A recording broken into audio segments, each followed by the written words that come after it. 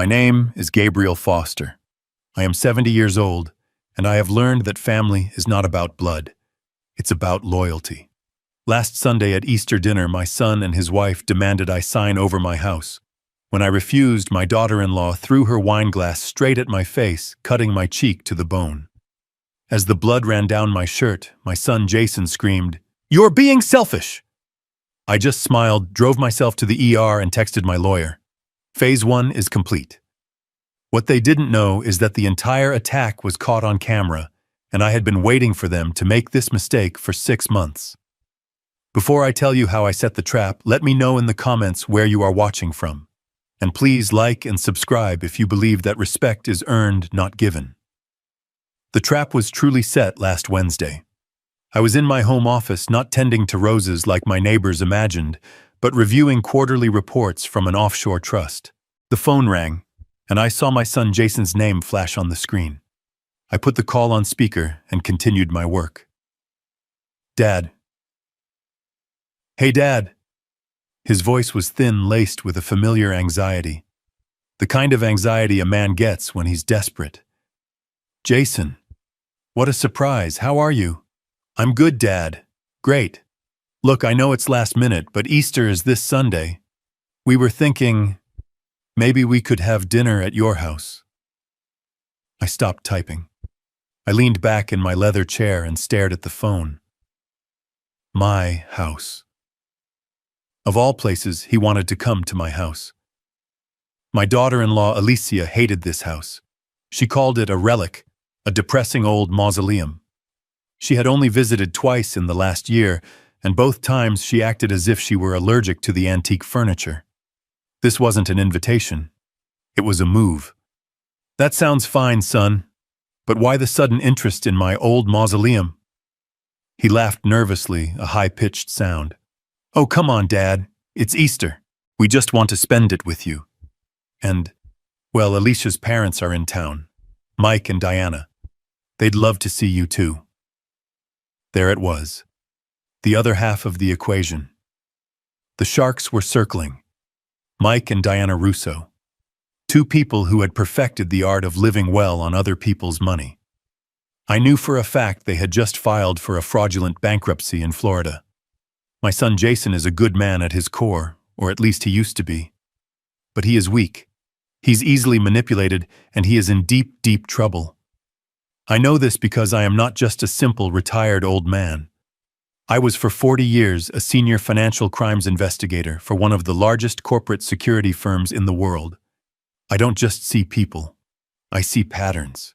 And Jason's pattern for the last 6 months was a desperate spiral.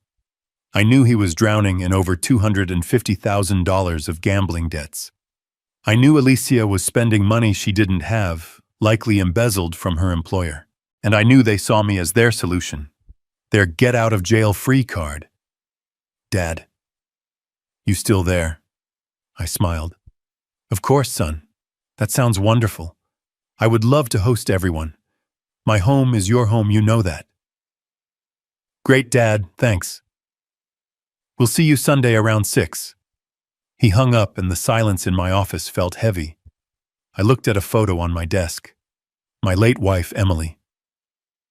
"They're coming for the house, Emily," I whispered, "and I'm going to be ready for them." The trap was officially baited. I immediately picked up my secure line and dialed my lawyer.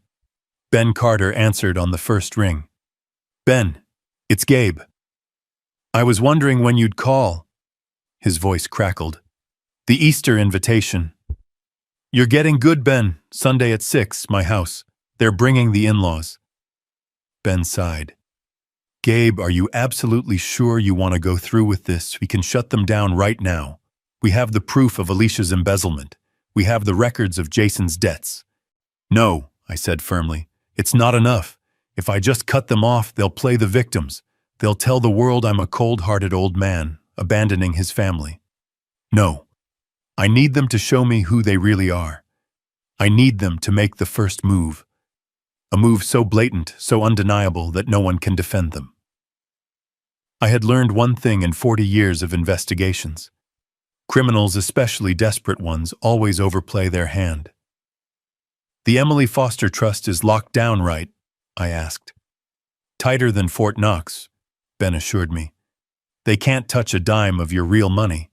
As far as they know, all you have is this house and your pension. Good. And the surveillance, the pinhole cameras in the living room, the dining room, and your office are active. The microphones are live. Everything is being recorded to a secure cloud server just as you requested. I leaned back. What they don't know, Ben, is that I already fixed Jason's biggest problem. I already paid off his $250,000 marker with that loan shark in Miami. There was a sharp intake of breath on Ben's end. Gave you what, Wenchonko? A month ago, anonymously, I gave him a clean slate. I wanted to see what he would do. Would he come to me, confess, and ask for help to rebuild his life? Or would he see it as a lucky break and double down on his greed? And now he's coming for your house, Ben finished, his voice grim. Now he's coming for the house, I confirmed. He didn't just fail the test, Ben. He's trying to burn the whole school down.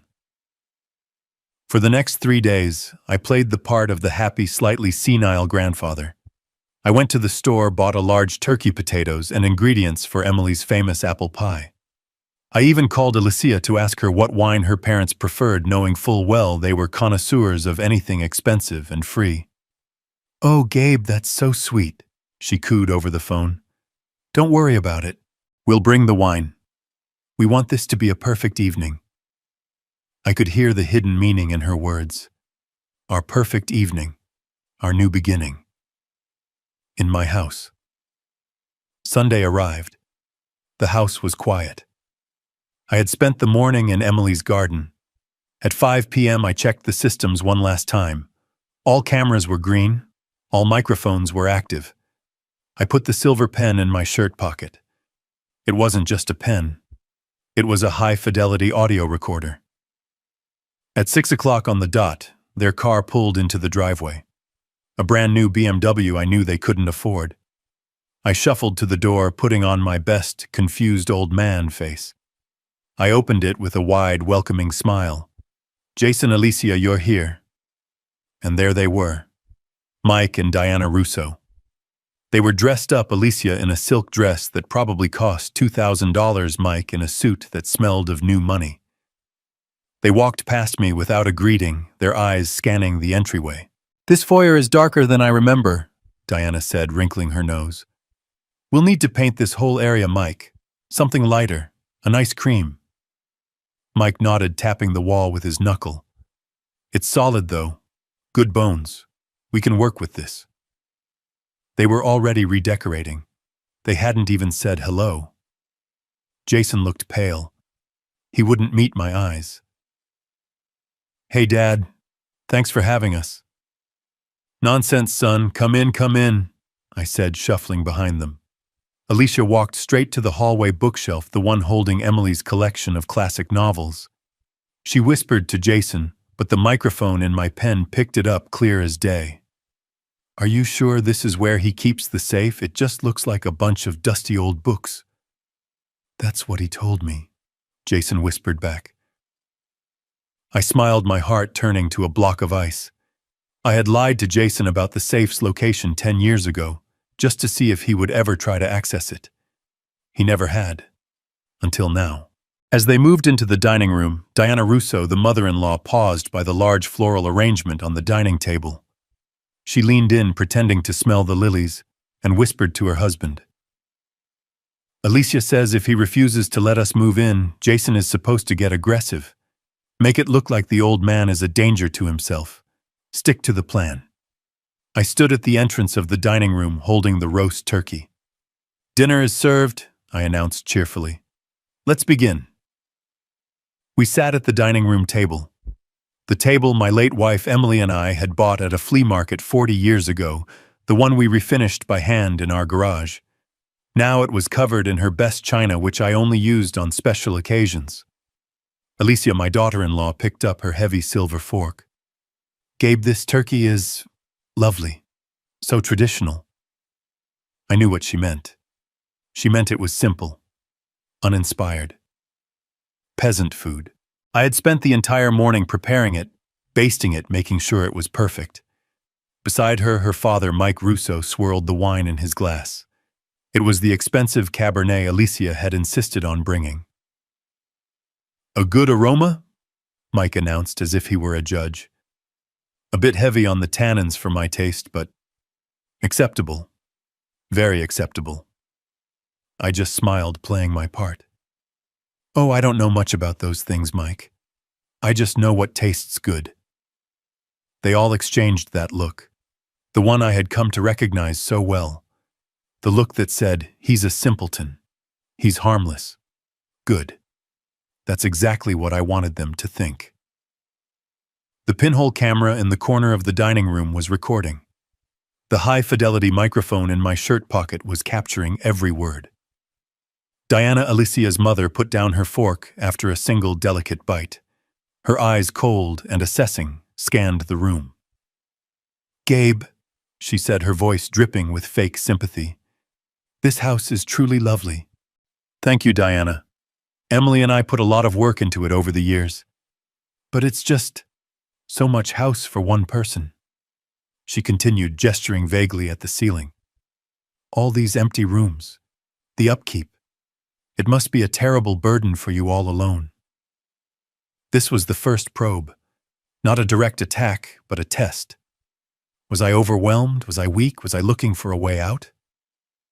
I let out a small, tired sigh. "Oh, I manage. A little dusting here and there. You know it keeps me active." I didn't mention the professional cleaning service that came every Tuesday, paid for by the private trust that my family knew nothing about. Alicia saw the opening and seized it. She placed her hand on her mother's, a perfect picture of filial devotion. "Mom is just worried about you, Gabe.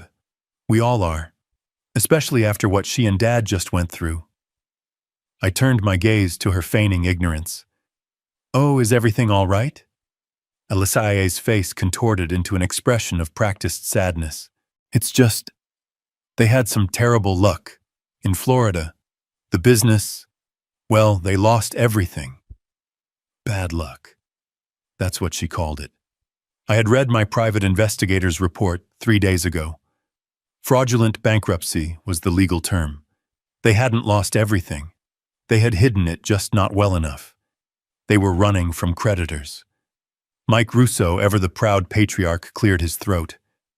"We just need a place to restart, Gabe. A place to get our feet back on the ground and rebuild." A restart. In my house. Using my money. I could see the entire chessboard laid out in front of me. They thought they were playing, but I had already placed every piece. I looked at my son.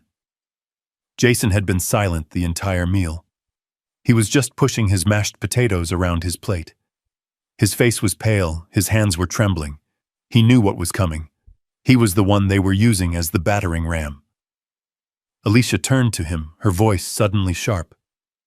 "Jason, honey, aren't you going to ask your father?" Jason visibly swallowed. He put his fork down. He wouldn't look at me. He stared at the gravy boat as if it held the answers to the universe. "Dad," he started, his voice barely a whisper. "Dad, about that. We were talking, and, well, Mike and Diana, they need a place to stay, for just a little while, and since you have all this space." I waited. I didn't help him. I let him twist in the wind, his discomfort filling the room. "We were hoping," he finally choked out, "that they could move in here. Just temporarily, Dad. Just until they get back on their feet." Temporarily. The word of a coward. The lie you tell yourself so you can sleep at night. He still couldn't meet my eyes. I let the silence stretch, pretending to be the confused old man processing this sudden request. "Move in?" I asked, making my voice sound shaky. "Here, Mike and Diana." Alicia couldn't stand it. She slammed her hand on the table, making the silverware jump. "No, Jason, stop sugarcoating it. We discussed this." She turned to me. Her face, moments ago soft with fake sympathy, was now a hard mask of impatience and cold efficiency. "Gabe, they're moving in. Permanently." The room went quiet. The only sound was the ticking of the grandfather clock in the hall, the clock Emily had inherited from her mother. Permanently. Jason flinched as if she had slapped him. Diana and Mike just watched me, their faces hard, expectant. They had dropped the pretense. This was the demand. I don't understand," I stammered, playing my role to perfection. "Permanently." "Yes," Alicia snapped. "It makes perfect sense. They're family. And frankly, you shouldn't be alone in this big house anyway. It's not safe. You're 70 years old. You forget things. You could fall. What if something happened and no one found you for days?" There it was. The groundwork for incompetence. This was exactly what Ben Carter and I had predicted. She was already building the narrative. "So," she continued, taking a breath, "Jason and I have decided. We are all going to move in. Mike and Diana will take the 2 upstairs guest rooms.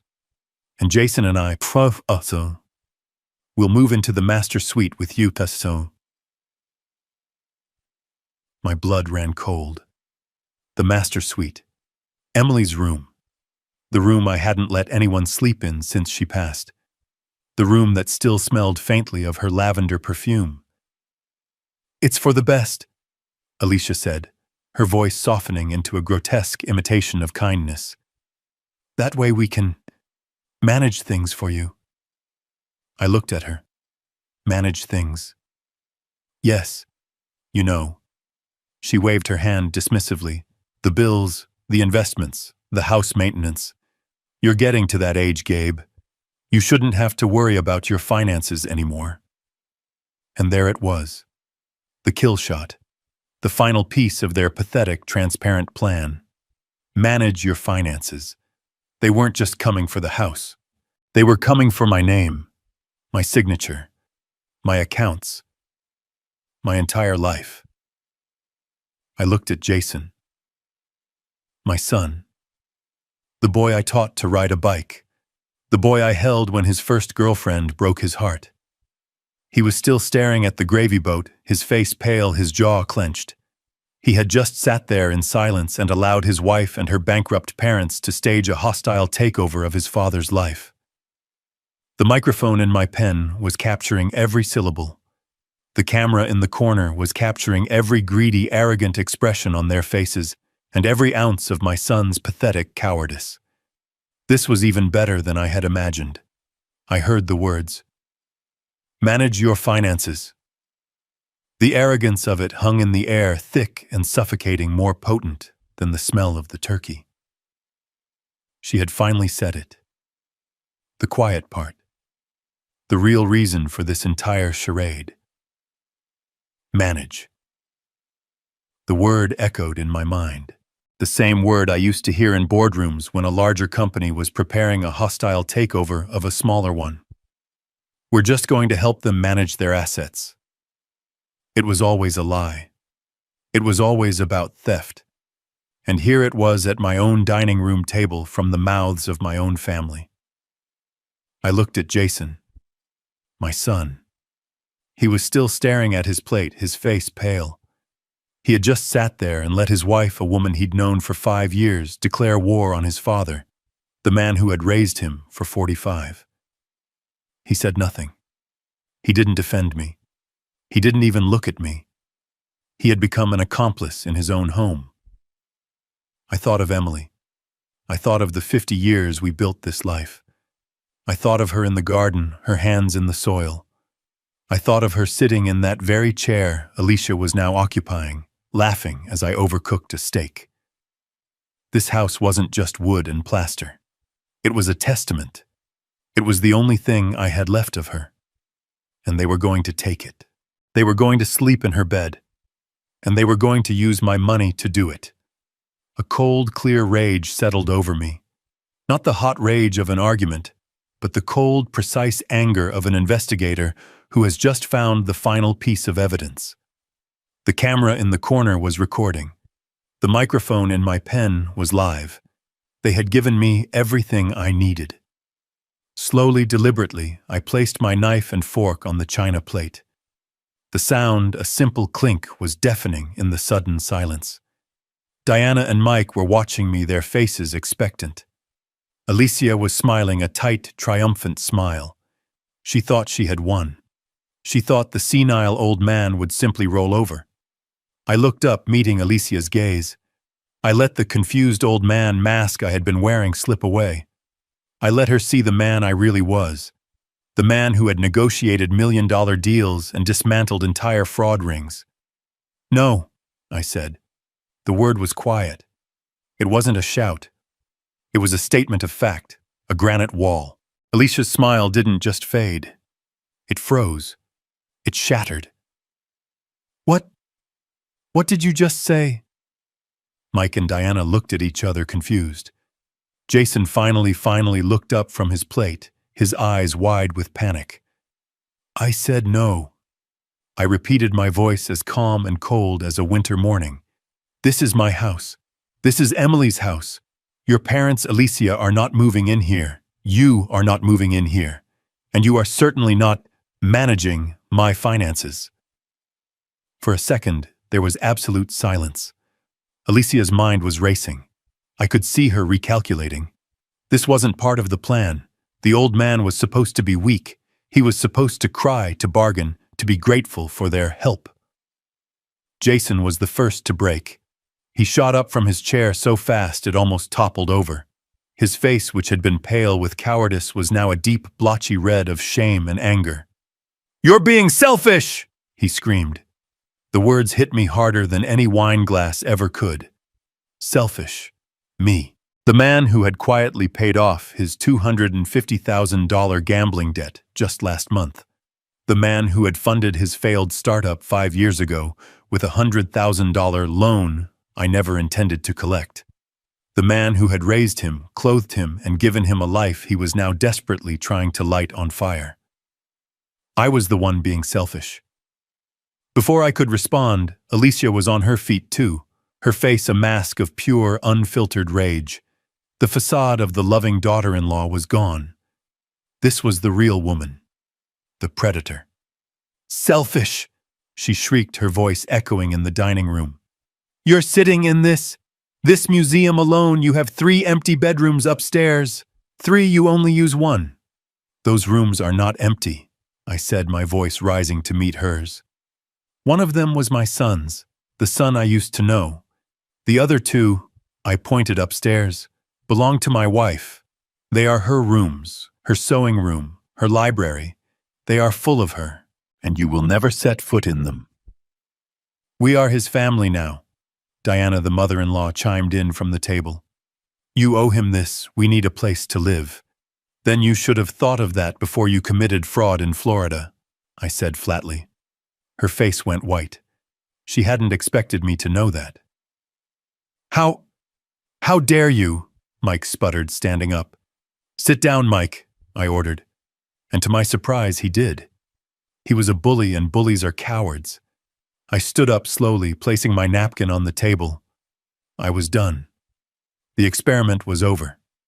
The trap had been sprung. "This dinner is over," I said, my voice leaving no room for argument. "I want all of you out of my house. Now." Jason looked at me, his eyes pleading. "Dad, wait, please. You don't understand. I need this. You have to help us." "Help you?" I asked. "Help you steal my home. Help you commit me to a nursing home, which was your next step. Help you forge documents to declare me incompetent." "I know the plan, Jason. I've known it for 6 months." His face collapsed. The blood drained from it. He knew that I knew. Alicia, however, was not done. She was trapped. A cornered animal. And cornered animals are the most dangerous. "You can't prove any of that, you old fool," she screamed. "It's our word against yours. Who are they going to believe, a loving family, or a confused, selfish, senile old man who is a danger to himself?" "We'll see," I said, turning my back on them. "This discussion is over." I took one step toward the kitchen to call the police. I never made it. I heard the gasp from Jason. I heard the scrape of the chair. I heard Alicia's final guttural scream of rage. "You can't turn your back on me!" I turned around just in time to see the crystal wine glass, the one filled with expensive Cabernet, flying through the air, aimed directly at my face. I turned my back on them. It was a deliberate final gesture. This discussion is over. I took one step toward the kitchen. My plan was simple: go to the phone, dial 911, and have them removed for trespassing.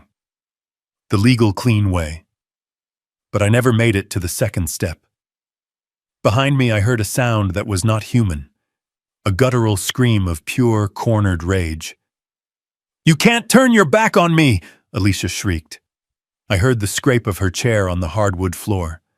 I heard Jason's tiny, terrified gasp. "Alicia, no!" I turned slowly. Not fast enough to dodge, but just in time to see it. It seemed to happen in slow motion. The crystal wine glass, the one her father had been critiquing, was in her hand. The dark red Cabernet, the color of blood, sloshed inside it. Her face was a mask of hatred twisted beyond recognition. She wasn't the sophisticated, calculating woman from moments before. She was a wild animal. "You old fool!" she screamed again. And then she threw it. Her arm snapped forward, and the glass flew across the 10 feet that separated us. I watched it tumble end over end, the red liquid catching the light of the chandelier. And in that split second, I made a choice. I could have dodged. I'm 70, but I'm not slow. I saw it coming. I could have turned my head, raised an arm, stepped aside. But I didn't. I stood perfectly still. I needed this. I wanted this. Their plan was to paint me as senile, confused, a danger to myself. An old man's confused stories against the word of a loving, concerned family. It was a risk, but this was not a story. This was evidence. This was assault. This was the final nail. The glass struck my face with a wet, shocking impact. It wasn't the wine that hurt. It was the shattering. The crystal, beautiful and expensive, exploded against my right cheekbone. I felt a sharp electric pain, as if I'd been stung by a dozen hornets. My glasses, the thin wire-rimmed pair Emily had picked out for me, were ripped from my face. I saw them fly off into the periphery and heard them clatter somewhere on the floor. Then came the second wave of sensation. The cold, stinging wine splashing across my face, into my eyes, and down the front of my white shirt. And immediately after, the hot, sudden rush of blood.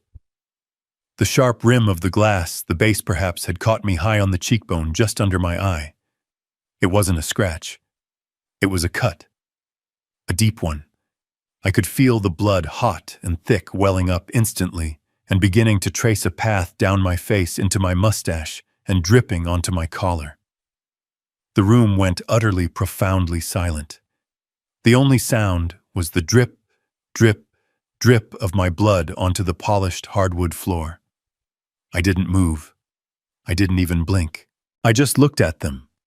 Alicia stood frozen, her arm still half raised, her mouth open in a perfect O of shock. She hadn't expected to hit me. Or perhaps she hadn't expected me to let her hit me. She was horrified not by what she had done, but by the fact that she had lost control so completely. Her parents, Mike and Diana, were statues. They weren't rushing to help. They weren't screaming in horror. They were just watching. Their faces were pale, their expressions blank. They were calculating. I could see their minds spinning, trying to figure out how this new variable fit into their plan. It didn't. And Jason, my son. He was pressed against the far wall as if he'd been trying to merge with the wallpaper.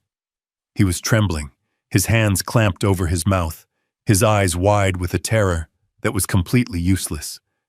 He looked at the blood on my face, then at his wife, then back at me. He said nothing. He did nothing. He just watched his father bleed. In that moment, any last lingering ember of hope I had for him, any microscopic particle of love I still held, died. It turned to ash and blew away. He was not my son. He was just a coward who shared my name. My cheek was throbbing, a deep, agonizing pulse of pain. The wine stung the open wound. I slowly raised my hand, not to my face, but to my shirt pocket, and retrieved the white linen napkin I had placed there. I brought it up to my cheek and pressed it gently against the cut. The fabric turned dark crimson almost instantly. I held it there, and then looking directly into Alicia's terrified eyes, I smiled. It wasn't a big smile. It was just a small lift at the corners of my mouth.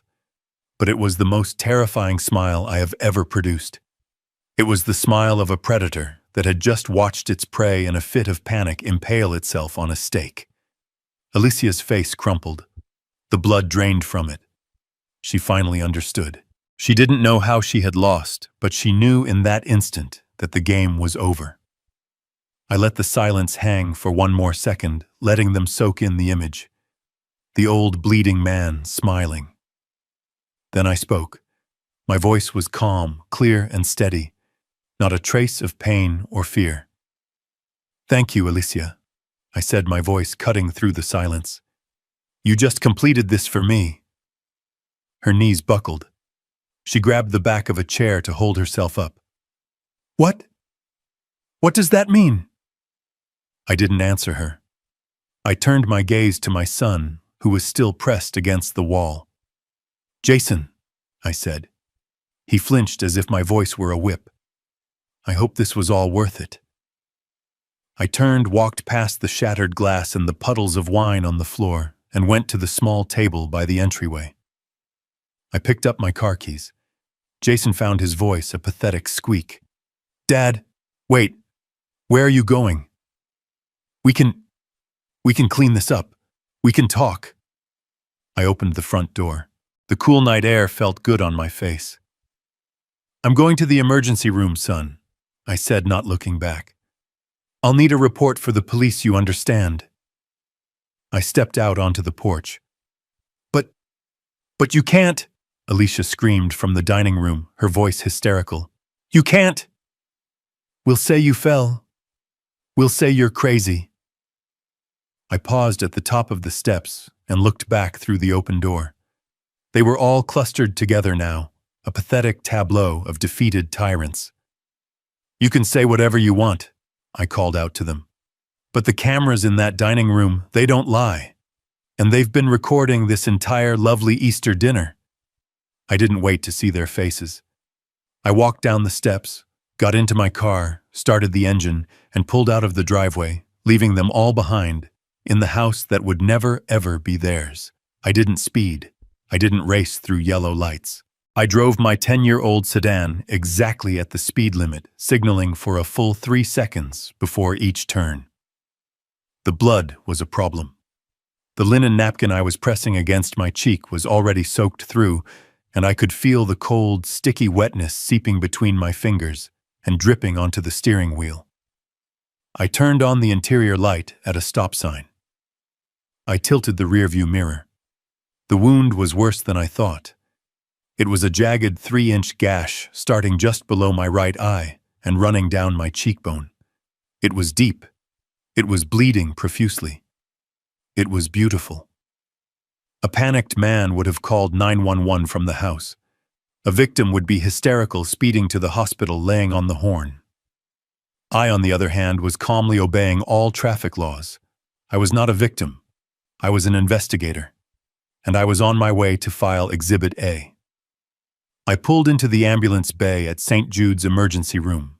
I parked neatly, turned off the car, and walked calmly through the automatic doors. The triage nurse, a young woman with tired eyes, looked up from her computer and gasped. "Oh my God, sir.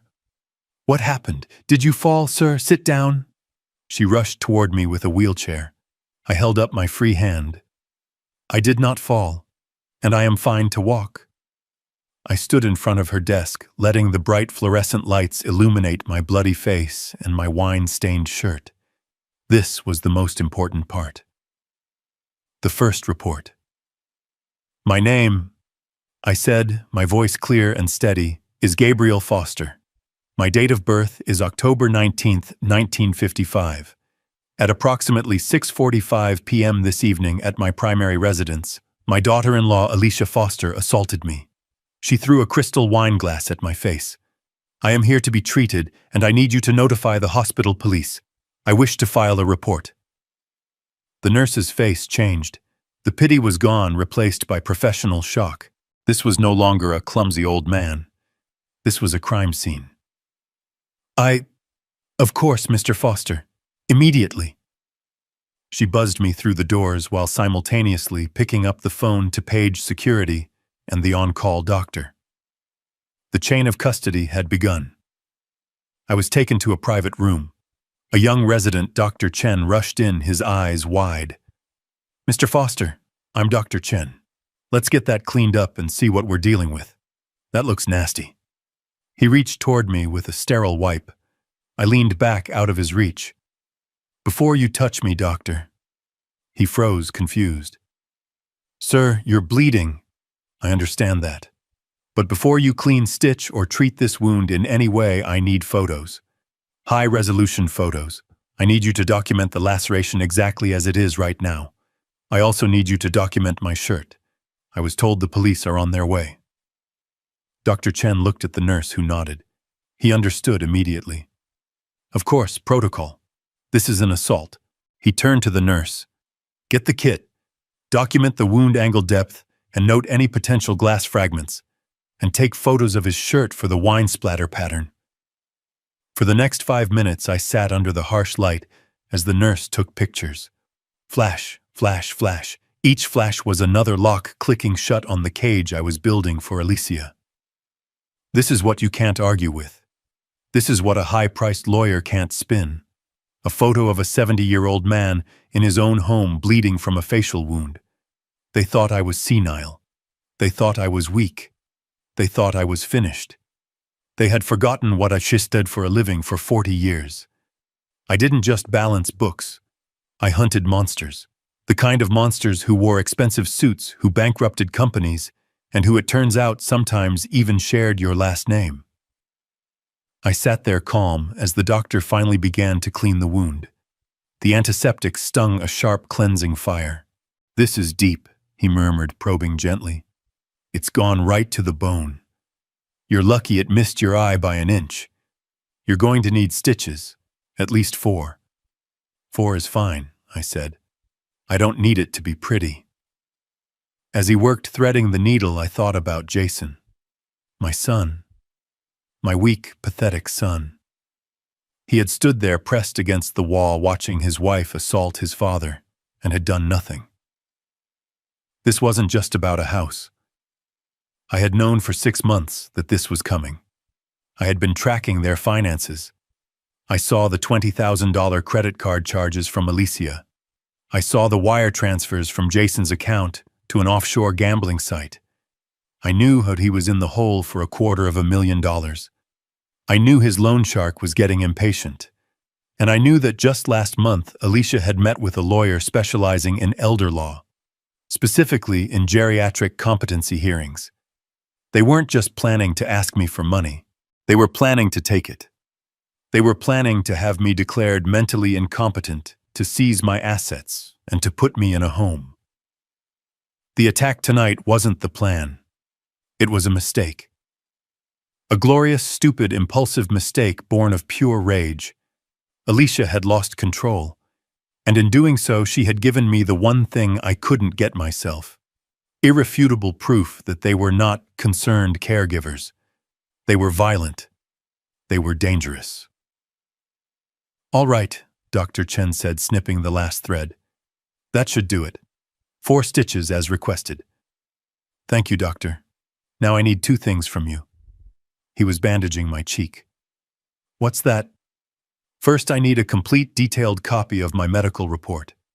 I want it to note the time of my arrival. I want it to note my exact statement about my daughter-in-law. I want your professional medical opinion that the wound is consistent with being struck by a shattering glass object at high velocity." The doctor nodded slowly. "I can do that. It's all in the chart. And the second thing, I need a fully itemized bill for this visit. The nurse looked up from her computer. Sir, your Medicare and your supplemental insurance will cover all of this. I am not using insurance, I stated clearly. I am paying for this entire visit out of pocket. Right now. I want a paper trail. I want a receipt showing that I, Gabriel Foster, personally paid for the damages inflicted upon me by Alicia Foster. It took them another 30 minutes to process the paperwork. I waited patiently. I didn't check my phone. I didn't call Ben. I just sat there, a 70-year-old man, with a freshly stitched face, feeling more calm and in control than I had in a year. Finally, the nurse returned with a large envelope. Inside was the detailed report copies of the photographs and the bill stamped across the front in red ink, paid in full. I tucked the envelope securely into the inside pocket of my blazer. As I walked out of the ER, I saw the 2 police officers who had taken my initial statement. They were talking to Ben Carter, who had just arrived.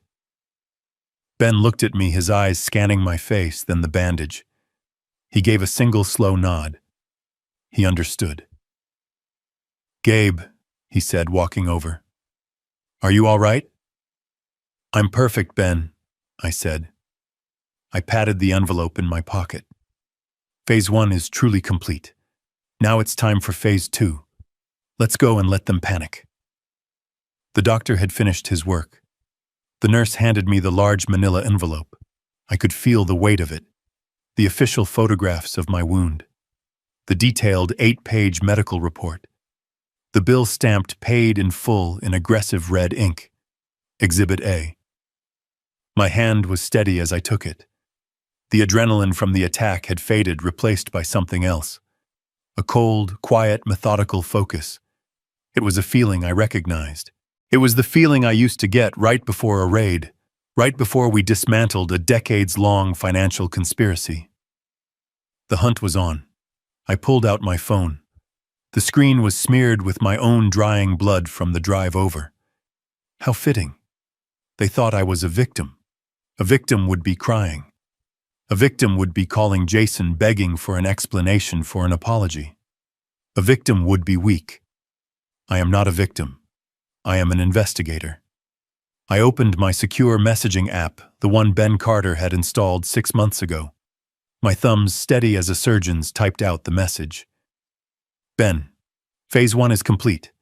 I am at St. Jude ER Room 3. 4 stitches. Wound documented by staff. Photos taken. Medical report secured. Bill paid in full. I hit send. I thought about what they were doing right now back at the house. Were they celebrating, panicked, cleaning the blood off the floor, My blood. I imagined Alicia scrubbing the floor, furious, humiliated. I imagined Jason pacing, wringing his hands, the picture of useless cowardice. I imagined Mike and Diana Russo, the 2 vultures who had started this, already calculating their next move. He said there were cameras. I could almost hear Alicia shrieking. Did he mean it? It didn't matter. Whether they believed me or not, they were trapped. My phone buzzed. Ben. The ER is mandated to report a violent assault. The officers should be there any minute. I am 5 minutes out. Remember the plan, Gabe. Do not press charges. Not yet. I typed back a single letter. Why? Of course I wouldn't press charges. Not yet. That would be far too simple. That would be mercy. Pressing charges now would show my hand. It would mean I was fighting back. No. I needed them to believe I was broken. I needed them to believe I was a terrified old man too scared to do anything. I needed them to get comfortable. I needed them to get arrogant. I needed them to make more mistakes. The curtain to my ER room slid open with a rattle of plastic rings. 2 uniformed officers stepped in. One was older Officer Riley with a gray mustache and the exhausted, cynical eyes of a man who had seen everything. The other was younger Officer Chen, alert with a notepad already in his hand. Mr. Gabriel Foster, Officer Riley asked. His voice was a low rumble. I adopted the mask. I slumped my shoulders. I looked down at my hands. I let my voice tremble just a little. Yes, that's me. We received a call from the triage nurse, Officer Chen said, his eyes scanning my bandaged face. She stated you reported an assault, that you were struck in the face with a glass object. I nodded, not meeting his gaze. Yes, but it was a misunderstanding, a family argument. It got out of hand. Officer Riley let out a heavy sigh. He had seen this 1,000 times. The victim already making excuses for the abuser. Sir, this, he pointed to my face, is not a misunderstanding. The doctor's report states laceration to the bone consistent with high-velocity impact from a weaponized object. Sir, we need you to tell us exactly what happened. Who did this to you? I took a shaky breath. It was my daughter-in-law, Alicia Foster. Your daughter-in-law, Riley repeated, writing it down. And what was the argument about? Just family things, I whispered. She's been under a lot of stress. Her parents are visiting. I don't think she meant to do it. She just snapped. She didn't mean it. My internal voice was sharp, sarcastic. She didn't mean to scream that I was a selfish old fool. She didn't mean to demand my house. She didn't mean to throw a 1-pound chunk of crystal at my eye. Oh, she meant it. She had just failed to finish the job. Mr. Foster, Officer Riley said, his tone softening with the frustration I recognized.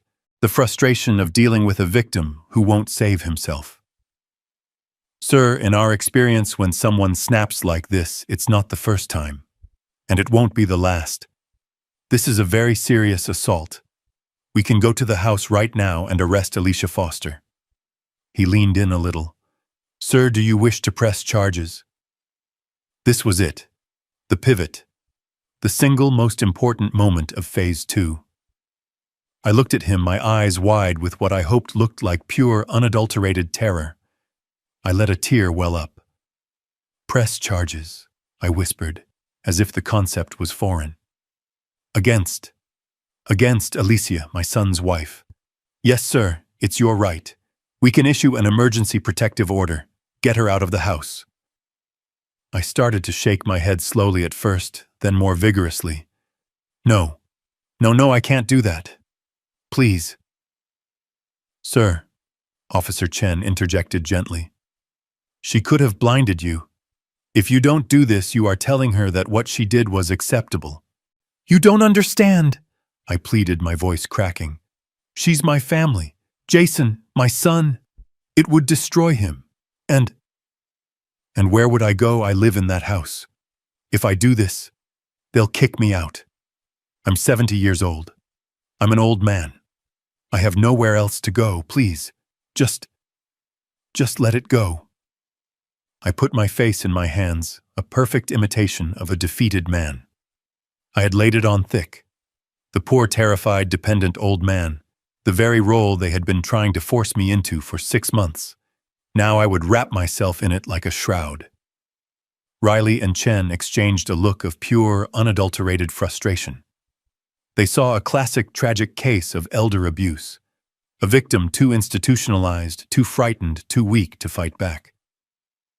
Sir, Riley said, his voice hardening, we can't force you to press charges, but you cannot go back to that house tonight. It is not a safe environment. Do you have a friend, a relative, someone who can take you in? Before I could answer, a new voice cut through the room. He does. Ben Carter walked in. He wasn't dressed like a flashy lawyer. He was dressed like my lawyer. An old-school 3-piece wool suit, an understated tie, and a briefcase that probably cost more than my car. He radiated the kind of quiet authority that makes police officers straighten their spines. Officers, thank you for your time. I'm Ben Carter. I'm Mr. Foster's attorney. Riley and Chen immediately stood a little straighter. This was no longer a simple domestic dispute. Ben walked over and put a hand on my shoulder. I kept my head down, playing my part. Gabe, are you all right?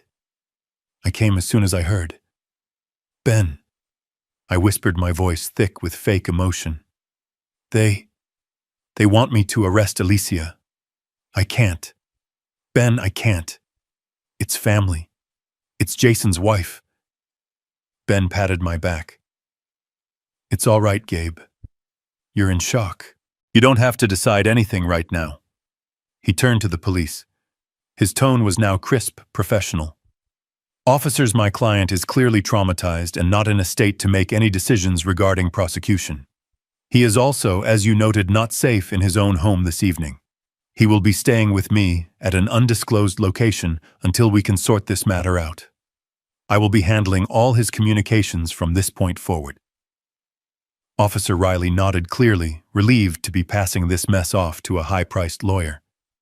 Very well, counselor. That's a good plan. He handed me a small pamphlet. Sir, here are some resources for victims of domestic violence. Please, for your own sake, read it and reconsider. People like this, they don't stop. They only escalate. Thank you, officer, I murmured, taking the pamphlet with a trembling hand. Thank you for your kindness. They left. The moment the curtain slid shut, I stopped shaking. I straightened my back. I wiped the fake tears from my eyes and looked up at Ben. The weary, terrified old man was gone. Gabriel Foster, the investigator, was back. Did they buy it? I asked, my voice flat and cold. Ben allowed himself a small, thin smile. Hook, line, and sinker. They think you're a terrified old man who is too scared to act. Perfect, I said. I stood up, buttoning my blazer, the manila envelope clutched in my hand. By now, I said, looking at my watch. Officer Riley has probably called the house just to check on the situation. He'll tell them I'm not pressing charges. He'll tell them I'm in shock and staying with a friend. Ben nodded, picking up my small overnight bag. Alicia will think she's won. She'll think you're weak. She'll think she's gotten away with it, I corrected him. She'll think the senile old man is running scared, and when people like her think they've won, they get sloppy. They get arrogant. I walked toward the exit, the bandage on my cheek pulling tight. Let's go to the penthouse, Ben. It's time to listen in on their panic. It's time for Phase 2. The automatic doors of the St. Jude emergency room hissed shut behind us. The cool night air felt electric against the fresh, tight stitches in my cheek. Officer Riley and Officer Chen were getting into their patrol car, no doubt, heading to my house to check on the situation exactly as I had planned. They would arrive, see the broken glass, and find a hysterical Alicia and a confused Jason who would feed them the exact story about me being senile and a danger to myself. They would buy it. They would see the officer's visit as a validation of their lie, not a warning. Ben Carter held the passenger door of his black Mercedes open for me. It was not a flashy car, but it was the kind of solid six-figure machine that speaks of old money and absolute power. I got in. The door closed with a heavy, satisfying thud, sealing me inside a quiet, leather-scented sanctuary. They bought the whole act, Gabe, Ben said, as he slid into the driver's seat and pulled smoothly away from the curb. His voice was no longer the worried tone of a friend. It was the crisp, analytical voice of my lawyer. Of course they did, I said. I unbuttoned my blazer and carefully placed the manila envelope now containing Exhibit A on my lap. It's the story they're trained to see. A weak, terrified old man too dependent on his abusive family to fight back. They see it every single day. I just gave them a perfect textbook example. Your performance was convincing, Ben noted.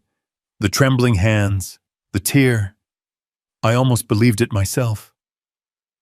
It wasn't all an act, I admitted, touching the bandage on my cheek. The anesthetic was beginning to wear off, and a dull, heavy ache was setting in. But it was necessary. You and I, Ben, we know how these things go. If I had pressed charges tonight, this would have become a simple he said, she said domestic dispute. A misdemeanor assault. Alicia would get a fine, maybe some anger management classes. Ben nodded, his eyes on the road. And in court, they would have used it against you. They would have argued that you provoked her, that you're an unstable, aggressive old man. They would have used your own police report as fuel for their competency hearing. Exactly. I said, the word coming out as a low growl. They were already building that case. This wasn't just about a few empty bedrooms, Ben. This was never about Easter dinner. This was about money. It's always about money. I turned to look at him as we drove through the dark, quiet streets. They had a plan, a 3-step plan. I've been watching them put it together for 6 months. Ben just listened. He knew most of it, but he needed to hear my final analysis. Step 1, I said, holding up a finger. Isolate me. They've been doing it for a year, suggesting my friends are a bad influence, forgetting to pass on messages. Tonight they were trying to install Alicia's parents in my house as permanent 24-hour guards. Step 2, I continued, was to get me declared incompetent. Alicia already met with a lawyer, a bottom feeder named Dr. Miles, who specializes in geriatric evaluations. They were going to start a paper trail. The sudden fall at the house, the confusion, the forgetfulness.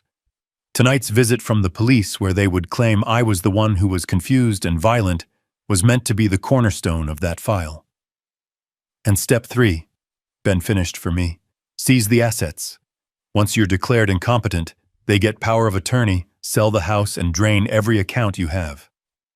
Every account they know about, I corrected him, which is just the house and my local pension account. They're amateurs. They're greedy, stupid, and desperate.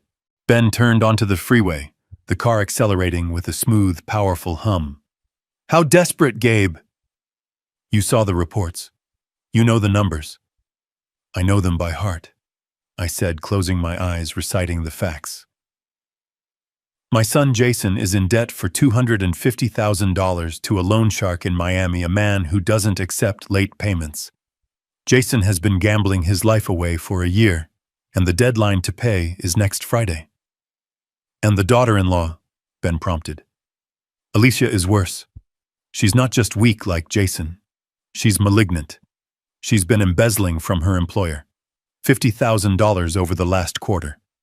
They're doing an audit next week. She knows she's going to be caught. She's a rat in a trap, and she'll do anything to get out. Ben whistled softly. So this isn't just about greed. It's about survival. They're not just trying to get rich. They're trying to avoid prison or a pair of broken legs. Which is why I couldn't just cut them off, I explained. Desperate people don't just go away. They escalate. If I had simply refused their request tonight, what would have happened next week? A mysterious fire in my house, a tragic fall down the stairs that actually does kill me, no. I couldn't let them control the narrative or the timeline. I tapped the envelope on my lap. Tonight, Alicia lost control. She escalated in the most idiotic, public, and provable way possible. She didn't just snap. She handed me the weapon I needed to end this on my terms. She thinks I'm a confused old man who ran to a friend's house, I said. She thinks I'm sitting in your guest room right now crying into a cup of tea. She thinks she has time. She'll wake up tomorrow, call Dr. Miles, and accelerate her plan to have me committed using my flight as proof of my instability. Ben smiled. When in reality you're at the Four Seasons penthouse suite drinking single malt scotch and watching a live feed from every camera in your house. Exactly, I said as the gleaming tower of the hotel came into view. She thinks I'm a danger to myself. The truth is, I'm a danger to her. The police report is filed. The medical evidence is secure. My legal team is on alert. And the targets have no idea they're already in the crosshairs. Ben pulled the car into the private underground garage, a guard nodding at him as we passed. Gabe, Ben said, putting the car in park. You know I paid off Jason's gambling debt. You know I gave him a clean slate a month ago. He didn't have to do this. He had a way out. I know, Ben, I said, my voice heavy for the first time. He had a clean slate. He was free. The $250,000 was gone. He could have confessed. He could have started over. I opened the car door and stepped out the sterile garage air feeling cold. But he didn't. He didn't want a clean slate. He wanted more. He wanted the house. He wanted Alicia. He wanted the easy life he thought I owed him. He saw my generosity not as a gift, but as a weakness to be exploited. I looked at my old friend. Tonight wasn't just about stopping a crime, Ben. It was about confirming a tragedy. My son is gone. And that's a wound no doctor can stitch up. I adjusted my blazer, the blood-stained shirt hidden beneath it. Let's go upstairs. I want to be watching when they get home from the police station. The panic should be just about setting in. Ben Carter's Mercedes was silent as a tomb as we sliced through the city. He didn't speak, he just drove. He understood that I needed these moments to transition from the wounded old man in the ER to the man I was now the man I had always been. I did not go home. Going home was what they expected. It was what a victim would do. I was doing the exact opposite. 20 minutes later, we weren't in a guest room at Ben's house. We were in the private elevator of the Four Seasons ascending to the penthouse suite. The one Ben's firm kept for high-profile clients who needed absolute discretion. The doors opened onto a sprawling space of glass and dark wood with a panoramic view of the city lights. It was the kind of place Alicia and Jason dreamed of, the kind of place they were willing to kill for. And it had been my secret office for the last 6 months. Ben walked to the wet bar and poured 2 glasses of scotch. He handed one to me. "Phase 2, he said, raising his glass. "To phase 2, I replied, the expensive liquor barely registering a burn. I walked over to the desk, took out my personal cell phone, the one Jason and Alicia knew about, and looked at the screen. 14 missed calls, all from Jason. I powered it off. Click. The senile old man was now officially missing. The line was cut. They were alone with what they had done. I then picked up a different phone, a secure satellite phone, and dialed a number. "Activate the house feeds," I said. Across the room, a large television screen flickered to life, splitting into 6 different high-definition views. My dining room, my living room, the front porch, the upstairs hallway, my office. And there they were. The camera in the dining room showed a scene of absolute chaos. My blood was a dark stain on the hardwood floor. Shards of crystal were everywhere. Alicia was pacing her hands in her hair, her expensive dress stained with my blood and her wine. "He said cameras!" She was shrieking. Her voice came through the audio feed crystal clear. "Where are the cameras? Jason, did you see any cameras?" Jason was slumped in a chair, his head in his hands. I don't know. He was just talking. Maybe he was bluffing. Old people bluff. He went to the ER, you idiot!" Mike Russo shouted, his face purple. "He's talking to police right now. You assaulted him, you stupid, impulsive girl." "Me?" Alicia spun on him.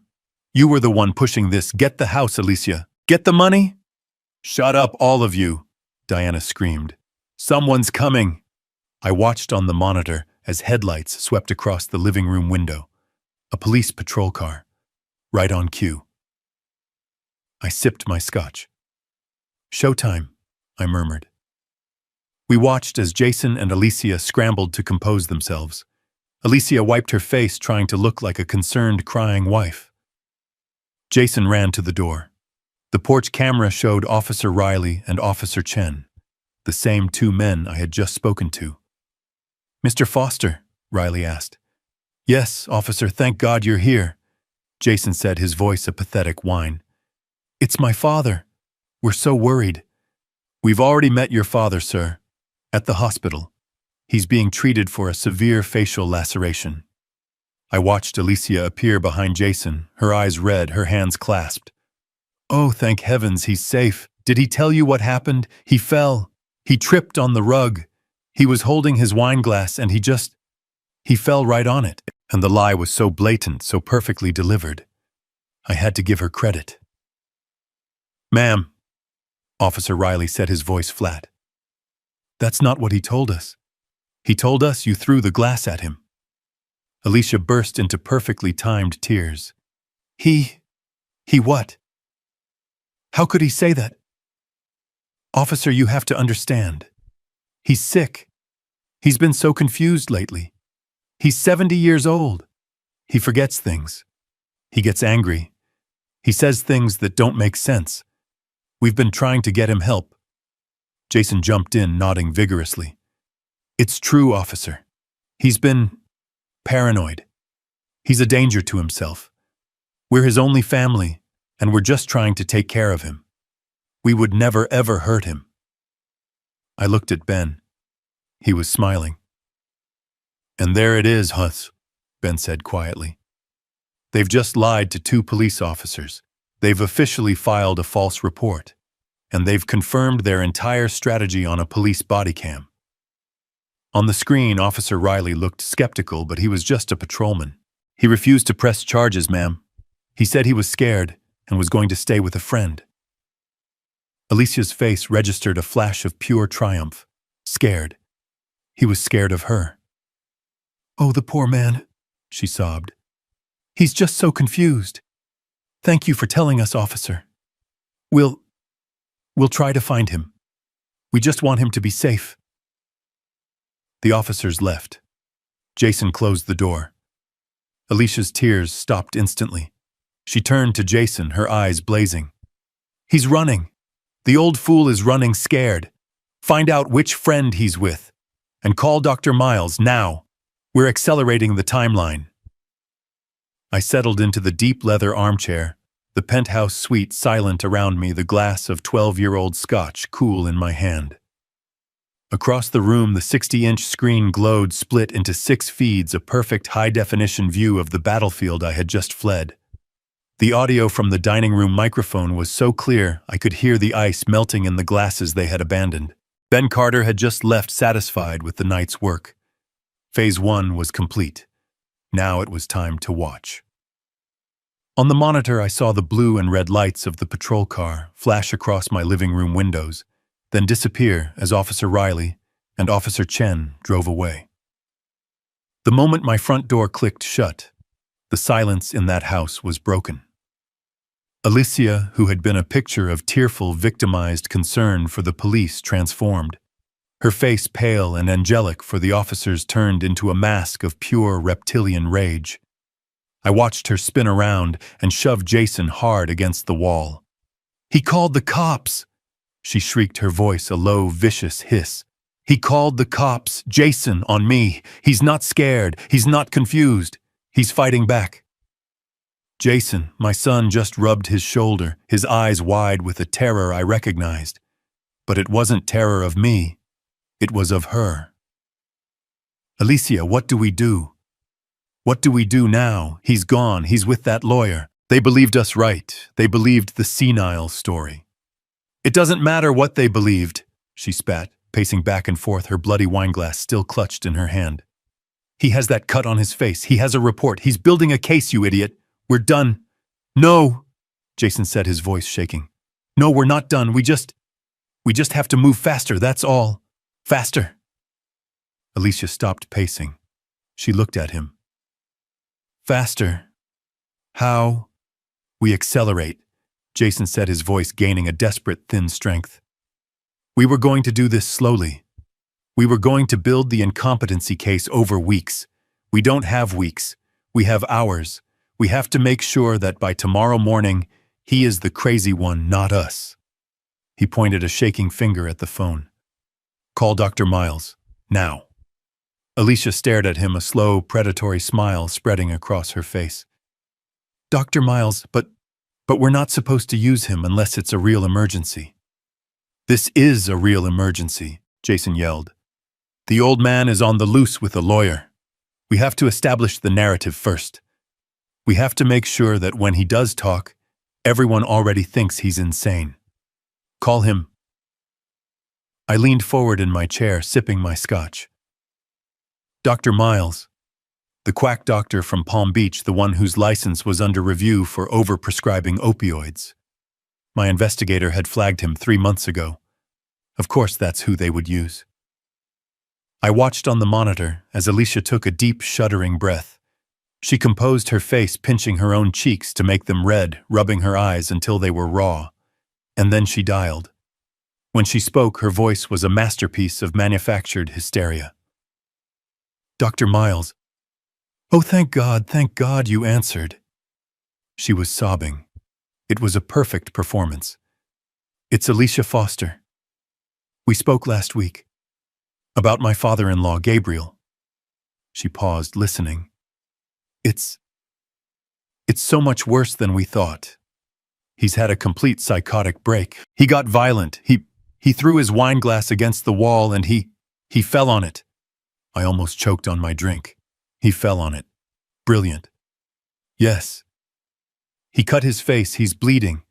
We tried to help him. We tried to calm him down, but he hit me, doctor. He hit me and then he ran away." She was building her own counter-assault charge. Smart, but not smart enough. "He's missing," she cried into the phone. "He's 70 years old, he's bleeding, he's confused, and he's out there alone. We're terrified he's going to hurt himself or someone else." Yes, we need you to file the paperwork. The emergency competency hearing, the psychiatric hold, immediately. We'll pay, of course, we'll pay your full fee. Double. Just, please find him. Get him into a secure facility where he can't hurt himself." She hung up the phone. The tears stopped instantly. Her face was cold calm. "Done," she said to Jason. "The petition will be filed in the morning. Now when the police do find him, he won't be a victim. He'll be a missing at-risk senior. They'll drag him straight to a psych hold. Now the money." Mike and Diana Russo, who had been silently watching from the corner, like two vultures, finally spoke. "That's smart, honey," Diana said. "But what about the money? We're still broke? The hotel?" "Jason," Alicia ordered. "Call the bank. Now. Freeze his accounts. Tell them he's missing and mentally incompetent. Tell them he's probably being taken advantage of by that friend the police mentioned. We can't let him spend our money while he's having an episode." Our money. The sheer breathtaking audacity of it. I watched Jason, my son, pull out his phone. He was trembling, but he dialed. He was a puppet, and she was pulling every string. "Yes, hello, my name is Jason Foster. I'm calling about my father's account. Gabriel Foster. Account number." He rattled off the number I had given him when he was 21, the one for his college expenses. The allowance account. The decoy. I need to report an emergency," he stammered. "My father is mentally unwell. He's had a breakdown. He's missing. You need to freeze his accounts immediately. He's not in his right mind." Jason paused, listening. I could see the confusion on his face. What do you mean you can't discuss the account with me?" He listened again, his face going from pale to a sickly green. "No, that's not possible. What do you mean he was just there? He's missing, I just told you." Another long, agonizing pause. Jason looked like he was going to be sick. A trust. What trust? What are you talking about? What do you mean the account is empty? Where did the money go? You have to tell me." He was yelling now, pure panic in his voice. "What do you mean I'm not an authorized party? I am his son. I am his only." He stopped.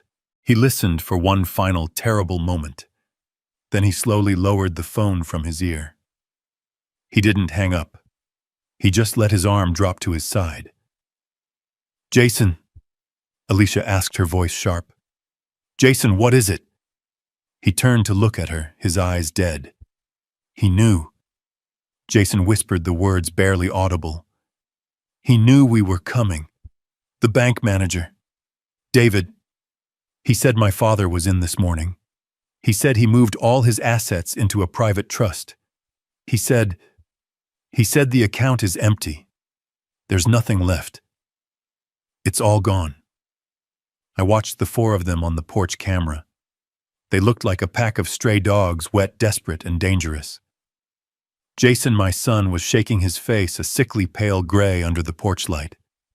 Alicia, his wife, was vibrating with a rage so intense I could practically feel it through the screen.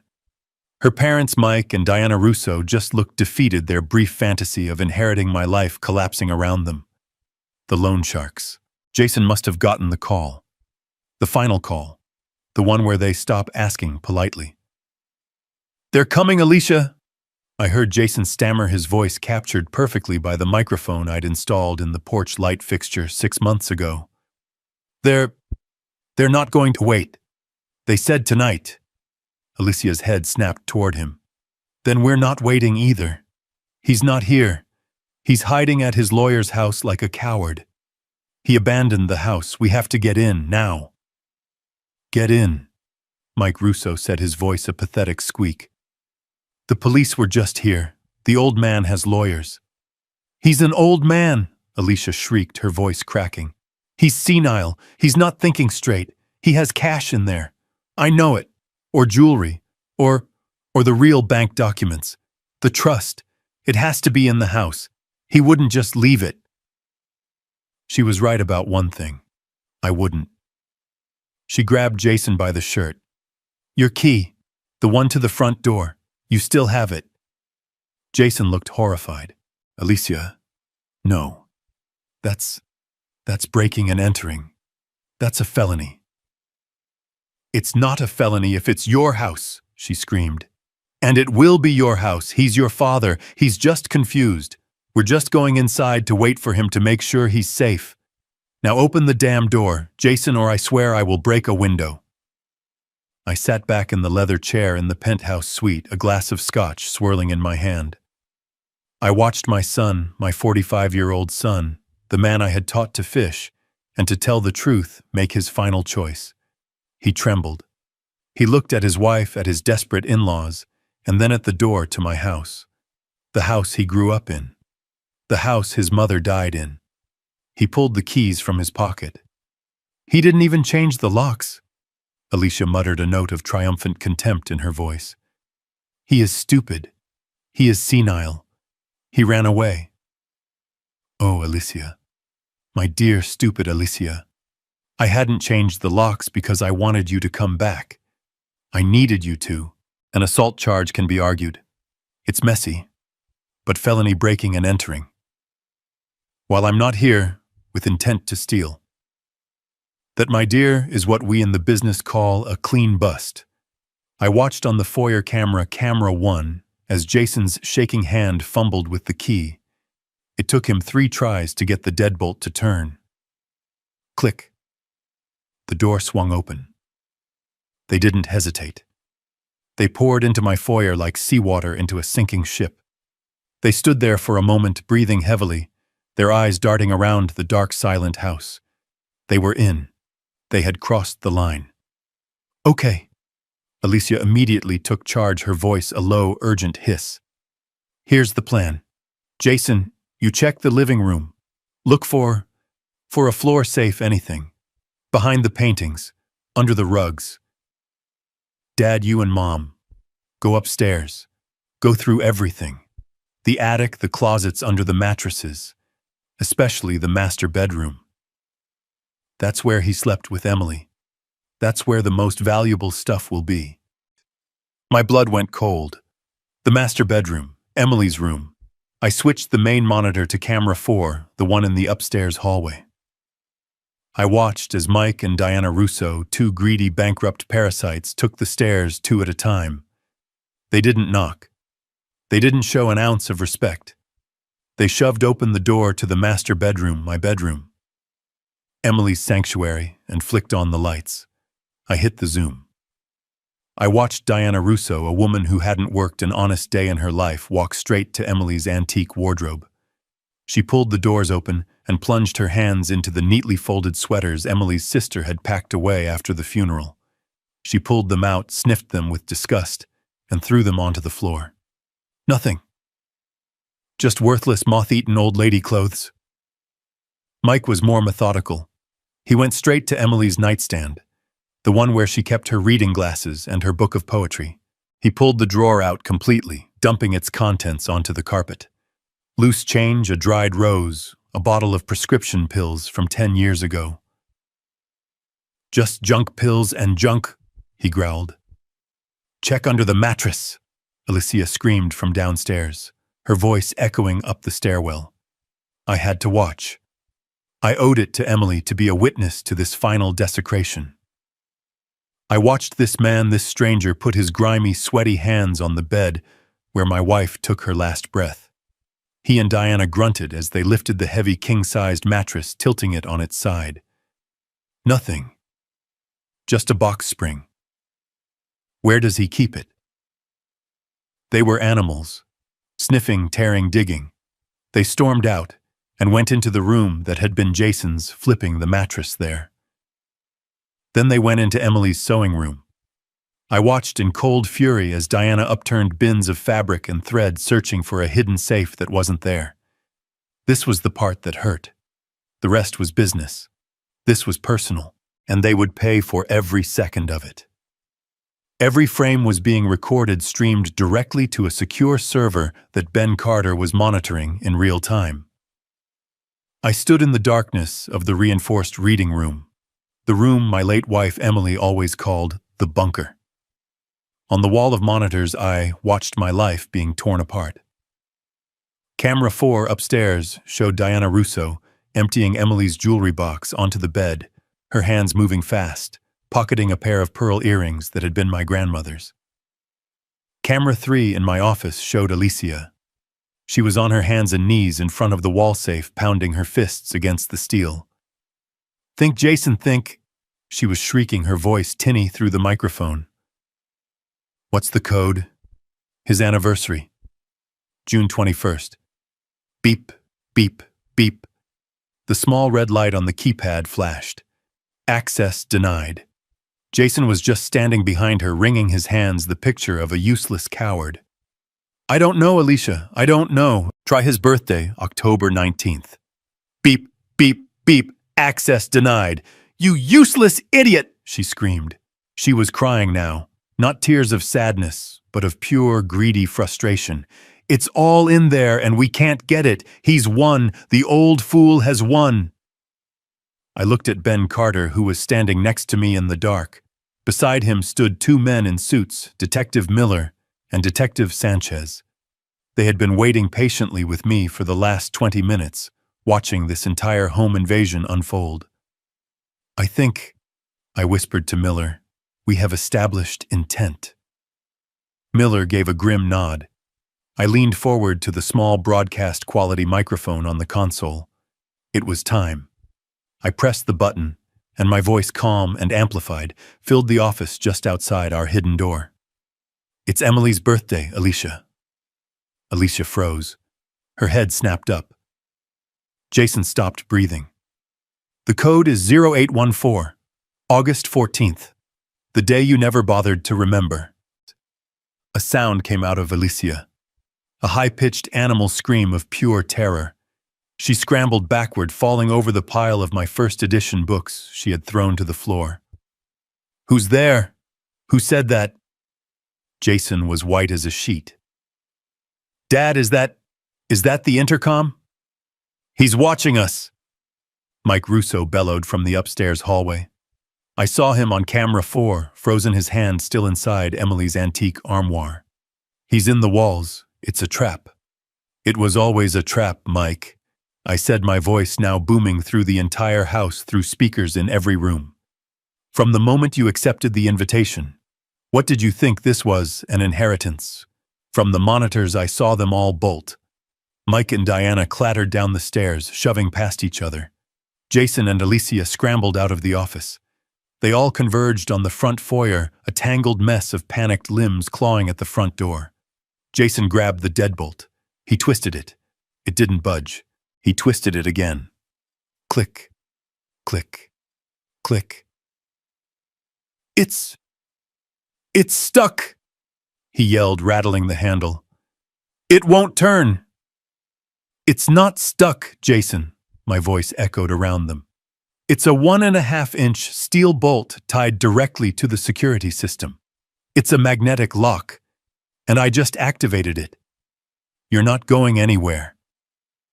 They were sealed inside. My mice, in my maze. I looked at Ben. I looked at the detectives. I nodded. Gentlemen, shall we? I pressed a button on the security panel, and the wall panel disguised as a mahogany bookcase slid open with a heavy pneumatic hiss. The four of them were huddled by the front door like frightened animals staring as the wall itself opened. I stepped out into the hallway first, bathed in the light. Ben Carter stepped out beside me, his briefcase in hand.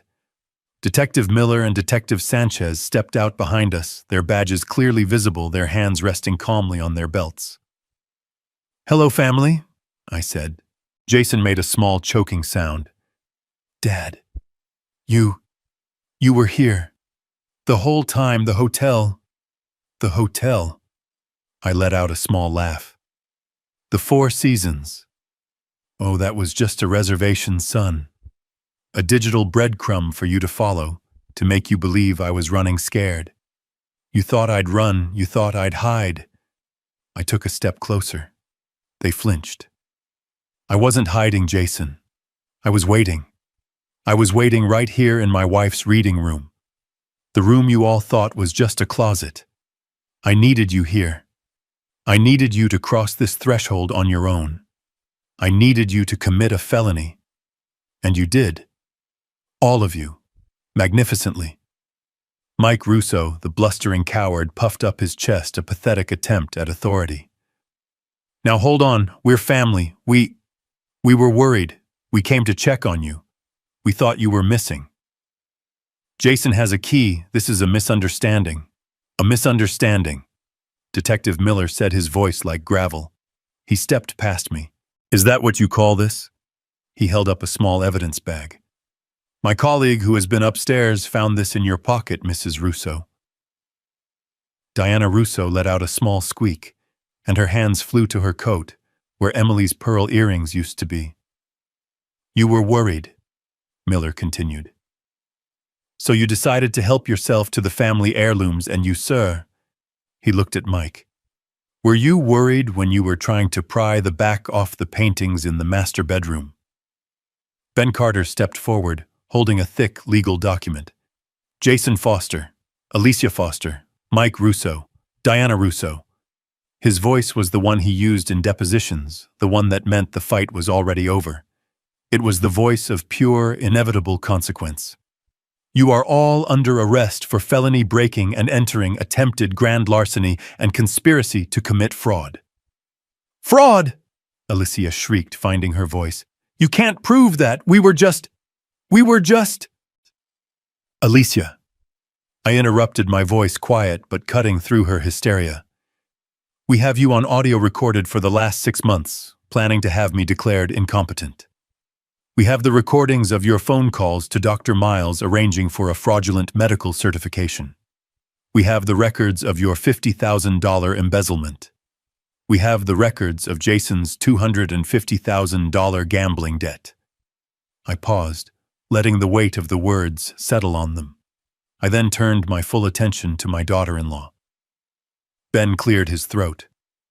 "Oh, and Alicia Foster, you have an additional very serious charge. Assault with a deadly weapon level 2 for this." I raised my hand and slowly, deliberately pointed to the fresh, dark stitches on my right cheek, the badge of honor she had given me just hours before. "The district attorney is very interested in that one, especially since you lied about it to 2 uniformed police officers claiming I was the one who was violent. That, my dear, adds filing a false police report to your rapidly growing list of problems." Alicia looked at the stitches. She looked at the detectives. She looked at me. And in that moment, she finally truly understood. She had never been in control. She was just a greedy, desperate amateur who had walked right into a trap set by a professional. Her entire world built on lies and arrogance had just evaporated. Detective Miller was professional. He didn't raise his voice. He simply took out the handcuffs. "Jason Foster, you are under arrest. Please turn around and place your hands behind your back." It was the sound of the metal, the sharp, cold click-clack of the handcuffs that finally broke my son. His knees buckled. He didn't just kneel. He collapsed, all the strings cut, folding in on himself in a pathetic heap by the front door. "No, no, no, please." He sobbed, a raw animal sound of pure terror. "Please, you don't understand." Detective Sanchez, who was cuffing Alicia, didn't even blink. "You can tell us all about it downtown, sir." "You don't understand!" Jason screamed, his voice cracking. He wasn't talking to me. He wasn't talking to his wife. He was pleading with the detectives, his last hope. She made me. I didn't have a choice." "Everyone has a choice," Miller said, pulling Jason's hands back. "No, I didn't." Jason's confession spilled out, in a desperate, ugly rush, the words tumbling over each other. "I owe money, okay, a lot of money, $250,000. They're not bankers. They're from Miami. They're going to kill me. They told me I had until Friday. They're going to kill me." He was weeping openly now, snot and tears running down his face. This wasn't about greed. This was about my life. I had to get the money. Don't you see? I had to." Alicia, who was being pulled to her feet by the other detective, just stared at him. "You what?" Mike and Diana Russo, cuffed and lined up against the wall, looked horrified. They didn't care about our family drama, but they knew what kind of men Jason was talking about. Jason was still on his knees, looking up at Miller like he was a god. "Please, you have to protect me. You can't let them send me to jail. They'll find me. They'll kill me." I had been silent this whole time, just watching this final pathetic unraveling. I had given him so many opportunities to be a man, and this is what he chose. I let out a small sigh. The sound cut through his sobbing. "No, Jason," I said, my voice quiet. "They won't kill you." He froze. His head snapped up, his tear-filled eyes finally meeting mine. His entire body was trembling. What did you say?" I repeated, walking one step closer. "They are not going to kill you. The men from Miami. The loan sharks. Your $250,000 problem. It's gone." Jason just stared at me, his mouth half open, not comprehending. What do you mean it's gone?" I looked at him, my son, this 45-year-old stranger kneeling in my foyer in handcuffs. And I delivered the final fatal blow. "I said, my voice flat and devoid of all emotion, that I paid it. I paid it all, the full $250,000. I wired the money anonymously from an offshore account. Your debt was cleared 1 week ago." The color didn't just drain from his face. It was as if his entire soul had been vacuumed out of his body. He stopped trembling. He just stopped. He knelt there, paralyzed, a hollow shell. The detectives paused, holding him, sensing this was something more than a simple arrest. Alicia let out a strangled gasp. You paid it a week ago." "Yes," I said, never taking my eyes off Jason. "I did. I've known about his debt for 6 months, Alicia. I've known about your embezzlement. I've known about your parents' fraudulent bankruptcy. I've known everything." Jason's eyes were searching mine, desperate for an answer he couldn't grasp. But if you paid it, why this?" I knelt down just once to be on his level, to look him in the eye as a father one last time. "Because I was testing you, son." I whispered, my voice thick with a sadness so profound it almost choked me. "I cleared your debt. I gave you a clean slate. I wiped away your single biggest, most terrifying problem. I gave you your life back, free and clear." I could see that the dawning catastrophic horror in his eyes as he finally understood. I wanted to see what you would do with it, I continued. I wanted to see what kind of man you really were. Would you come to me humbled and confess? Would you apologize? Would you take this second chance and try to rebuild your life to be a better husband, a better son? I stood up slowly, my old knees cracking. I gave you a miracle, Jason. I gave you a way out. And what did you do? I pointed to my bandaged, stitched-up cheek. You had a clean slate, and you chose this. You chose her. You chose to break into my home, to rip apart my wife's memory, and to attack me, for money you didn't even need anymore. I watched the last light in my son's eyes go out. He understood. It wasn't just a trap. It was a test. And he had failed it in the most spectacular, damning way possible. Get him out of my house, I said to the detective, turning my back on him for the last time. Detective Miller pulled Jason to his feet. He was a dead weight, a sack of shame and terror. He just kept muttering it over and over. He paid it, a week ago. He was broken, but Alicia was not. She was made of something different, something sharp and hard and venomous. As Detective Sanchez cuffed her hands behind her back, she wasn't crying. Her mind was working. I could see her eyes, dark and furious, darting around the foyer. She was calculating. She was searching for one last move, one last piece on the board she could play. And then she found it. She stopped struggling. She looked at me and a slow, ugly, sneering smile spread across her face. You think you're so smart, don't you, old man? She hissed, her voice full of gravel. I didn't answer. I just held her gaze. So you paid his debt, so what? She spat, her chin jutting forward. You can't kick us out. You can't take this away from us. With her cuffed hands, she motioned her head toward the house itself. This house, this property, Jason is your son. He is your only blood. He has rights. Jason, hearing his name, looked up from his stupor. A pathetic, desperate flicker of hope lit his dead eyes. Dad, the house. She's right. I'm your son. Alicia saw the opening and lunged, pulling against the detective's grip. We'll see you in court, Gabe. We'll sue for it. We'll tie you up in litigation until you're dead. A son has a right to his father's property. You can't just disinherit him. We'll take this house and we will sell it, and you will have nothing. She was screaming now, her voice echoing in the high-ceilinged foyer. It was her last desperate gamble. She truly believed that in the end the law would reward her husband's bloodline. That's when Ben Carter, who had been watching this all unfold with a kind of clinical detachment, stepped forward. He didn't raise his voice. He didn't need to. He simply adjusted his cufflink. Actually, Mrs. Foster, he said, his voice cutting through her hysteria with the clean, cold precision of a surgeon's scalpel. He does not. Alicia froze. What? He has no rights. Ben continued, opening his briefcase. Legally speaking, Jason Foster has about as much claim to this property as I do, which is to say, none at all. What are you talking about? Alicia shrieked, looking wildly at Jason, then back at Ben. He's his son.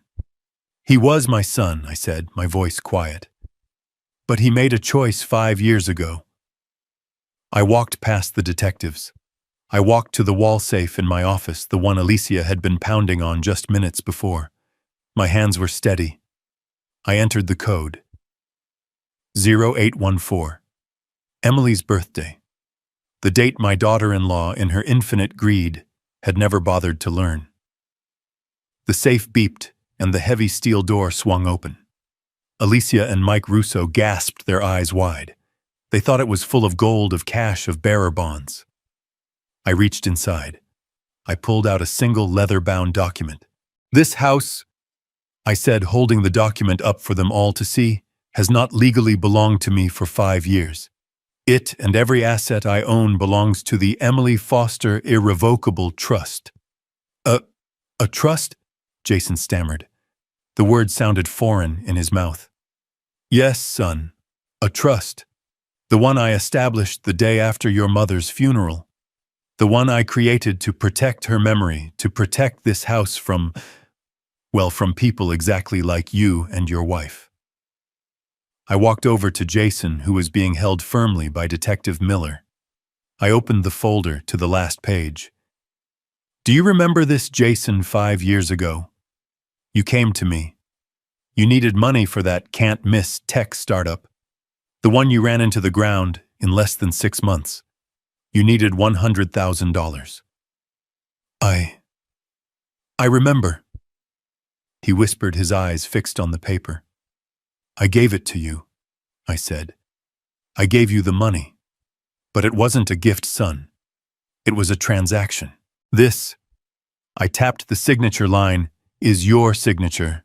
You signed away all future claims, all rights of inheritance to this property, and all assets within the Emily Foster Trust, in exchange for that $100,000 payout.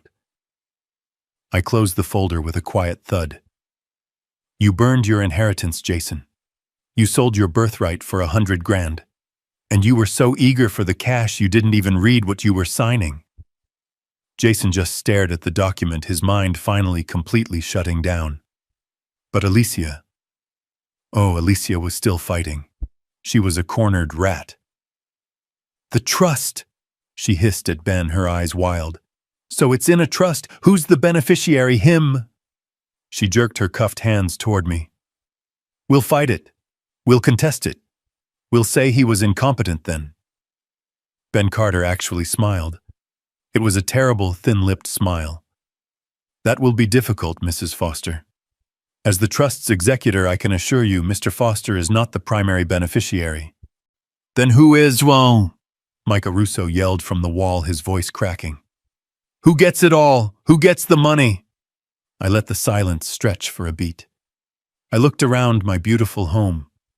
I looked at the staircase Emily used to walk down every morning. I looked at the doorway, where we had marked Jason's height as a boy, a faded pencil mark I still couldn't bring myself to paint over. And then I delivered the last beautiful final truth. When I pass, I said, my voice clear and strong, this house and every asset in the Emily Foster Trust, every stock, every bond, every last penny, is to be immediately liquidated. I paused. And the entire proceeds, all of it, are to be donated in full to the St. Jude Children's Research Hospital. In Emily's name. Alicia didn't scream. She didn't cry. She just deflated. The sound that came out of her was a long, low wail of agonizing, hollow loss.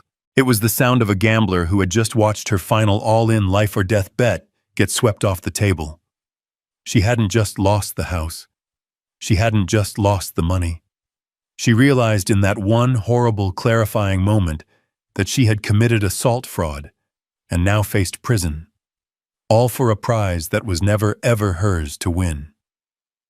You get nothing, I said quietly, as the detectives began to lead them out the door. You never did. The trial, when it finally happened, was not a trial. It was a foreclosure.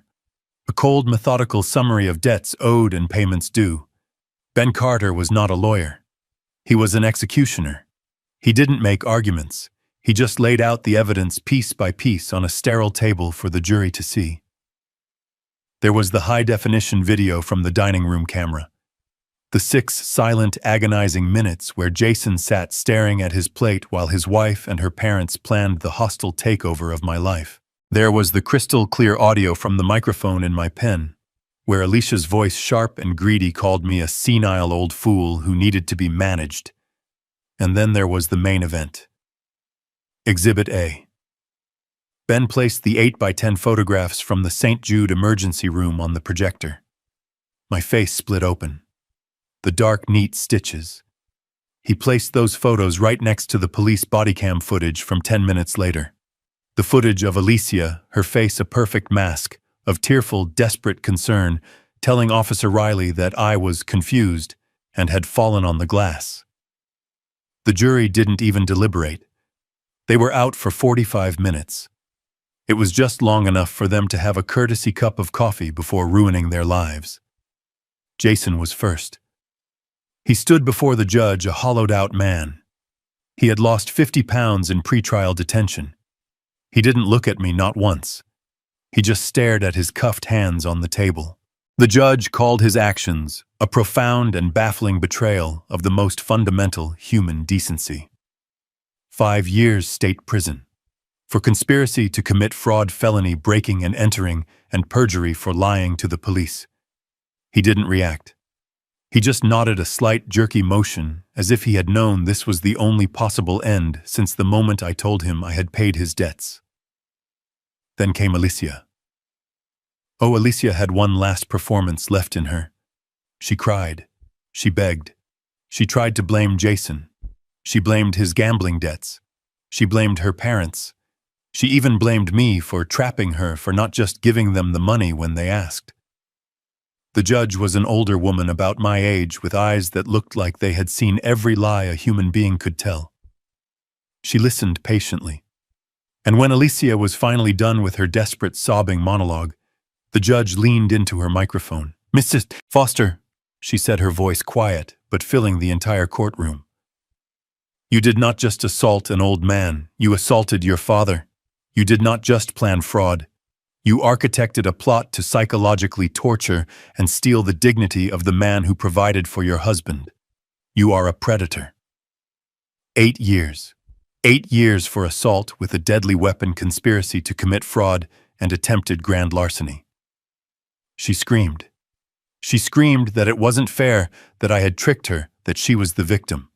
She was still screaming that it wasn't her fault, as the bailiff pulled her hands behind her back and led her away. As for Mike and Diana Russo, they were a footnote. They were not my priority. They were handed over to the U.S. Marshals. The state of Florida wanted them badly. I read about it 6 months later. They were convicted on multiple federal counts of bankruptcy fraud. They both got 3 years. They gambled on my house to save their assets, and in doing so, they lost the one thing they had left: their freedom. It was over. The house was quiet. The accounts were secure. The vultures were in their cages. It's been a year. The house is quiet again. Quieter than before. I'm sitting in Emily's garden. Her roses are in full bloom this spring. The air is sweet. I find I spend most of my days out here now. The silence is no longer heavy with conspiracy. It is just peace. I trace the thin white line on my right cheek. The scar has faded, but it's still there. The doctors did good work, but some things are meant to leave a mark. It doesn't hurt anymore. It's just a reminder. A reminder of what happens when you mistake kindness for weakness. A reminder of how close I came to losing everything. I lost my son. I must be clear about that. There was no victory in his conviction. I watch the footage from the trial, sometimes the footage from the cameras in my home. I watch his face when I told him I had paid his debts. It was not the face of a monster. It was the face of a weak, broken child trapped in a 45-year-old man's life. I lost him to greed, to his wife's ambition, to his own desperate need for a life he didn't earn. That is a tragedy. But I did not lose my wife. I did not lose Emily. I protected her memory. I protected this house, this garden, this sanctuary she built. They did not get to sell it. They did not get to sleep in her bed or throw her books on the floor. Her memory remains intact. Her legacy is safe. And now so are many others. The Emily Foster Irrevocable Trust did its job. With the house and its assets secured, I used my own personal wealth, the money they never knew I had, to start something new. I sit on the board of that foundation now. It's called the Foster Foundation for Elder Protection. Ben Carter runs it, of course. We use my 40 years of experience as an investigator and his 50 years as a lawyer to provide free legal aid to seniors who are being financially or legally abused by their own families. Last week, we helped an 80-year-old woman in Ohio stop her grandchildren from having her declared incompetent so they could sell her farm. Her case was agonizingly familiar. But this time, when she called for help, someone answered.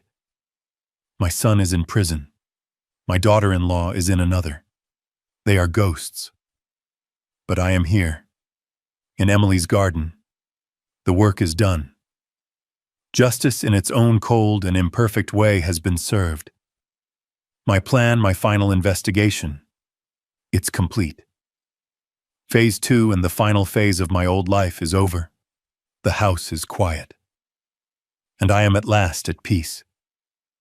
What this entire ordeal taught me is a painful but necessary lesson. Kindness without boundaries is an open invitation for abuse.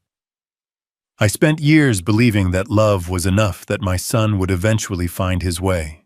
But love cannot cure greed, and weakness is a choice. True strength isn't about how loud you can yell. It's about how long you can stay silent, how carefully you can plan, and having the courage to protect your peace, even if it means cutting away a part of your own heart. Never let anyone, especially family, mistake your quiet dignity for weakness. What would you have done in my position? Let me know your thoughts in the comments below, and please like and subscribe for more stories just like this one.